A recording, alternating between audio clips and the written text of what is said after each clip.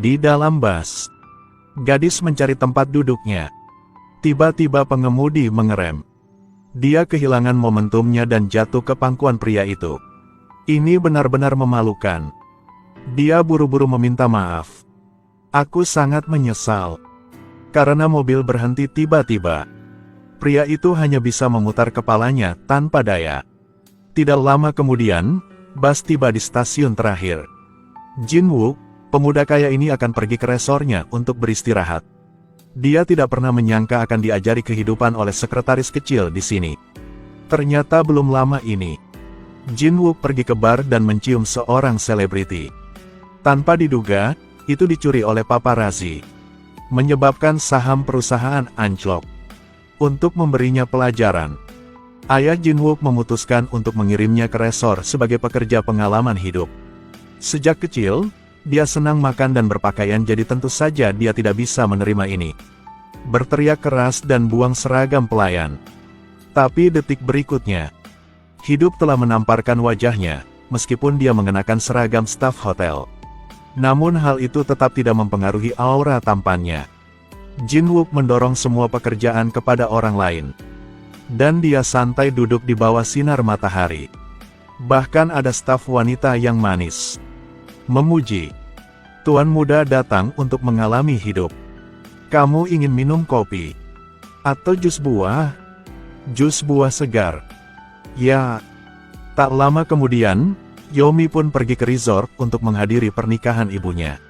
Siapa yang baru saja berjalan ke pintu. Ibunya mengkritik penampilan tua Yomi yang seperti pedesaan. Kemudian beritahu staf untuk merias wajah cantik untuk putrinya. Ganti juga dengan pakaian ungu muda yang seksi. Secara alami, Yomi berubah menjadi cantik dalam sekejap mata. Setelah itu, pernikahan segera diatur sesuai rencana. Di layar terpampang foto-foto manis pasangan itu. Tapi detik berikutnya, foto-foto sensitif yang diambil oleh sang ibu saat masih muda telah ditarik keluar. Sayang, bukankah aku sudah memberitahumu untuk menghapus semua foto itu? Sayang sekali, itu adalah masa paling mudaku. Melihat orang lain bergosip masuk dan keluar, Yomi patah hati. Dia buru-buru pergi dari sana. Tepat setelah itu, Yomi tiba-tiba menabrak Jin-wook yang sedang mendorong gerobak kue. Setelah dia akan jatuh ke belakang. Kemudian Jin-wook bergegas untuk meraih pinggangnya. Adegan romantis yang indah tidak berlangsung lama. Lalu kue tersebut jatuh dari langit dan mendarat di wajah Yomi. Dua orang jatuh ke tanah. Jin-wook juga dimarahi oleh manajernya. Dia tidak tahan dengan neraka di bumi ini. Jadi dia diam-diam mencuri kunci mobilnya dari asisten. Bersiap untuk melarikan diri dari sini. Saat itu, Jin-wook melihat Yomi menunggu mobil di pinggir jalan. Dia dengan murah hati mengundangnya untuk masuk ke dalam mobil, memberinya tumpangan gratis. Pantas saja Yomi menegurnya dengan keras. Jangan mencuri mobil pelanggan dan berpura-pura gaya gitu. Setengah jalan ke sana, alarm bahan bakar berbunyi. Tanpa pilihan lain, Jin-wook meminta bantuan Yomi. Dan berjanji untuk membayarnya 10 kali lipat setelah kembali. Keduanya dengan cepat pergi ke pantai. Jin-wook memutuskan untuk minum wine untuk bersantai. Tidak ada transportasi umum, jadi Yomi juga harus mendengarkan. Dua orang bergiliran minum anggur mahal. Sambil minum, bicarakan hal-hal yang tidak menyenangkan di hati mereka. Dalam sekejap mata, ini malam hari. Jin-wook menatap wajah merah cantik Yomi. Tanpa sadar mencium bibirnya. Yomi panik dan mendorongnya menjauh. Siapa sangka detik berikutnya, tiba-tiba Yomi menyambar baju lawannya. Respon antusias. Jin-wook memandang Yomi seperti ingin menanyakan pendapatnya. Dia ragu-ragu mengangguk. Tidak lama kemudian keduanya terjalin dengan penuh semangat satu sama lain. Sementara itu, Jin-wook masih tidak lupa menutup tudungnya. Keesokan paginya, Yomi bangun lebih dulu. Lihatlah pria yang tidak tahu nama belakangnya di sebelahnya. Dia merasa sangat menyesal. Tiba-tiba, dia mendengar keributan di luar. Ternyata para tante bangun pagi untuk bersiap ke laut menjemput hasil laut. Yomi buru-buru mengambil pakaian itu. cepat keluar dari mobil saat Jin-wook masih tertidur pulas. Tapi Jin-wook menyedihkan. Para bibi mengelilinginya hanya sambil menunjuk. Apakah ibu melihat wanita berbaring di dalam mobil? Lari. Apa? Sudah berlari? Apa teknik untuk membiarkan orang melarikan diri? Tidak, bukan itu. Wah, mungkin hanya ini. Saat ini, Jin-wook sangat malu sampai dia ingin membenturkan kepalanya ke tanah. Dalam sekejap mata, 3 tahun telah berlalu. Keduanya tidak memiliki kontak satu sama lain. Setiap hari, ahli gizi Yomi masih mengejar Bas untuk bekerja. Dan Jin-wook dari seorang remaja yang menyebabkan masalah, menjadi sutradara dewasa yang kaya. Tentu saja, ini tidak lepas dari ayahnya yang kaya. Yomi akhirnya menyelesaikan magang ahli gizi sekolahnya. Secara kebetulan, dia kemudian ditugaskan ke perusahaan Jin-wook. Pada hari pertamanya bekerja, saat dia naik lift, Jin-wook tidak sengaja melihatnya saat pintu lift hendak menutup. Masih jas hitam yang sama. Masih membuat jantungnya berdebar. Tapi Jin-wook hanya menganggap itu ilusi karena dia sangat merindukannya. Jadi jangan mengejar. Dalam rapat, karena terlalu banyak bekerja, ditambah anoreksia dalam waktu yang lama, jadi dia pingsan di ruang rapat karena gizinya tidak seimbang. Sekretaris merasa sangat bersalah. Jadi dia menggunakan tekanan untuk berhenti dari pekerjaannya untuk memaksanya makan 3 kali sehari. Jin-wook dengan enggan setuju. Mengurus makan direktur bukanlah tugas yang mudah. Jadi tentu saja jatuh ke tangan pendatang baru Yomi. Tidak lama kemudian hidangan yang dia siapkan dengan penuh dedikasi dibawa ke depan Jin-wook. Jika tidak terduga, toh itu akan dipuji. Apa ini? Ya, apa itu? Bubur jamur? Jamur kepalamu. Kamu pikir itu bubur di sini? Nasi anjing lebih baik dari ini. Tentu saja heroin kita tidak akan menyerah begitu saja. Terus dedikasikan dirinya untuk menyiapkan setiap makanan. Keesokan paginya, sekretaris membawa barbeque yang dimasak Yomi ke kantor. Jin-wook menyembunyikan sekretarisnya. Beritahu orang untuk menyelinap sambil menuangkan makanan. Pantas saja Yomi tidak sengaja menangkap adegan ini. Dia dengan marah menuntut untuk masuk ke kantor untuk alasan. Baru saja, Jin-wook baru saja selesai meeting jadi dia melihatnya. Dia mencari aplikasi Yomi. Konfirmasikan bahwa itu adalah orang yang dia rindukan siang dan malam. Tapi pikirkan saja Yomi yang melarikan diri tahun itu. Dan dia telanjang di dalam mobil dan ditunjuk oleh orang lain. Jin-wook diam-diam merencanakan balas dendam. Pagi selanjutnya, laporan tebal tentang selera sutradara telah sampai ke telinga Yomi. Pihak lain memintanya untuk menghafal semuanya. Setelah itu, Jin-wook terus menggali pekerjaannya. Yomi tersiksa sampai kelelahan. Direktur, nasi telah tiba. Kembali. Tidak membaca laporannya. Aku tidak suka terlalu matang, dan aku tidak suka matang semuanya. Jadi panggang saja bagian tengahnya. Kapan itu meledak? Akhirnya Yomi tidak tahan lagi. Kemarahan di hatinya meledak. Namun pada akhirnya, ia hanya memutuskan untuk memposting status lega. Yang tidak sengaja mengirimkannya ke Jin-wook. Untuk mempertahankan kesempatan kerja ini tidaklah mudah. Dia bergegas ke kantor direktur. Dia menundukkan kepala dan meminta maaf atas tindakan kasarnya. Saat wajah tampan Jin-wook perlahan miring ke arah Yomi. Dia sangat terkejut sehingga dia tidak bisa berkata-kata. Pemuda kaya yang saleh ini. 3 tahun lalu, dia ditinggalkan oleh seorang gadis Cinderella. Sekarang, setelah mewarisi kekayaan keluarga yang sangat besar, dia telah menjadi tipe ideal banyak gadis. Namun selama 3 tahun, Jin-wook tidak menjalin hubungan dengan seorang wanita. Berkat pengaturan sutradara, gadis yang pernah meninggalkan Jin-wook datang ke perusahaannya untuk bekerja. Bahkan menjadi ahli gizi sendiri. Karena dia ingin Yomi mengakui apa yang terjadi di masa lalu. Jin-wook sengaja mengemudikan mobil itu 3 tahun lalu untuk bekerja.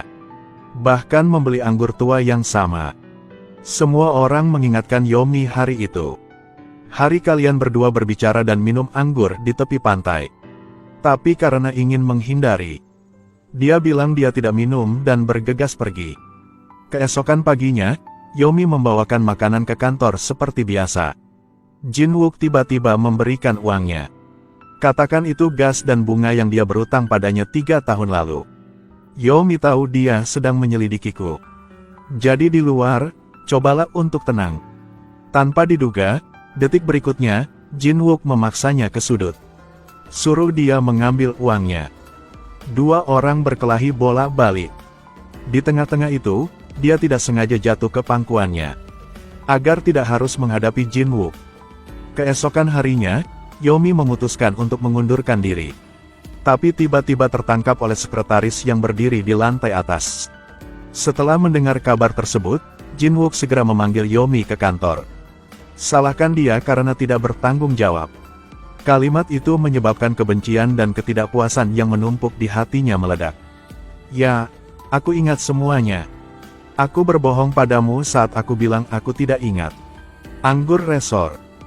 Pantai, di dalam mobil. Aku ingat semuanya. Tapi publik adalah publik, privat adalah privat. Sekarang aku seorang ahli gizi, kamu seorang direktur perusahaan.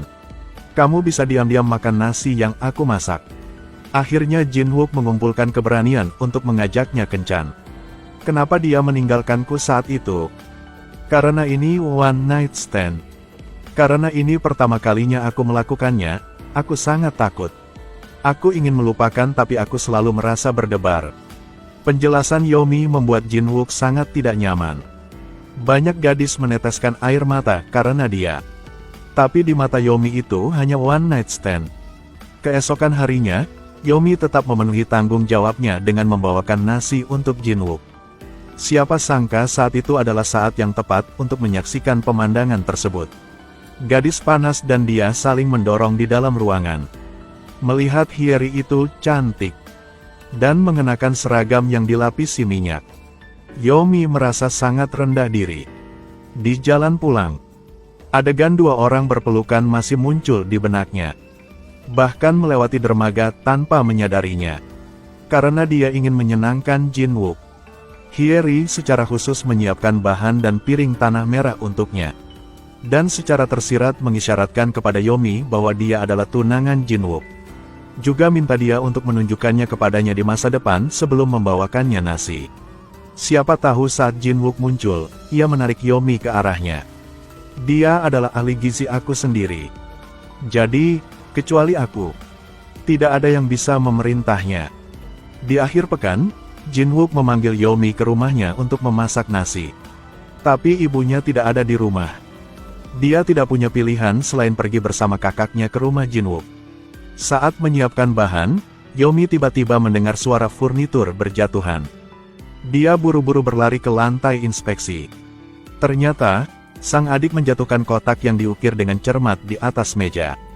Yomi khawatir dimarahi Jin-wook. Segera menghabiskan salad dan pergi. Saat sampai di rumah, Jin-wook menyadari bahwa seseorang telah menyentuh kotaknya. Di dalamnya ada bukti dari one night stand mereka 3 tahun lalu.